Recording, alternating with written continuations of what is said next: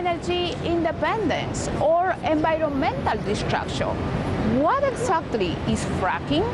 The topic has turned into one of the most heated debates in the United States, since fracking has opened up oil and natural gas reserves to private energy companies. All local communities are under threat. Mary McCarthy offers us this report. Jenny Markarian is a working mother with 2 children, and she was one of the leaders behind a citizen push for a 5-year moratorium on fracking in the Denver suburb of Broomfield. This victory feels amazing. So many people in Broomfield came together and worked so hard and gave up so much of their time to make this possible.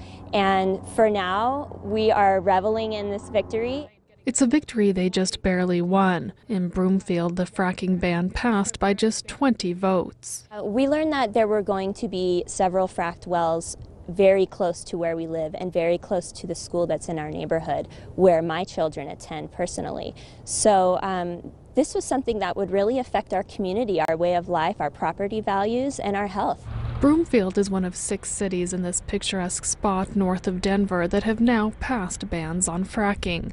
Wells like this are drilled, then fluid is injected into them to break apart or fracture underground rock and release oil or natural gas. Opponents say the fluid contains chemicals that are toxic to humans, and that the drilling and injection process dramatically increases carbon emissions in the area.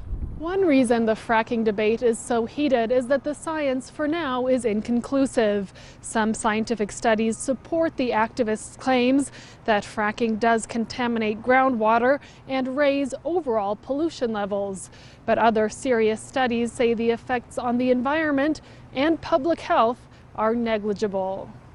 Industry representatives in Colorado say that fracking doesn't pose any greater risks than traditional forms of drilling. The word fracking is really a synonym for oil and gas development, and so we have to be sensitive that people are concerned about an industrial process coming into their community. Tisha Schuler says she fully understands why residents are concerned, but at the same time, her organization is suing to overturn the fracking bans. She says that it's the responsibility of the state and not citizens to regulate natural resources. It's blatantly irresponsible. We all use oil and gas. It's the cornerstone for our economy, the cornerstone for our way of life, and it's really key to how we get to work, keep our houses warm, do all of our work and all of our electronics. Everything we do has oil and gas as its foundation. So the idea that I want all of this as part of my way of life, but I want someone else to produce the energy required,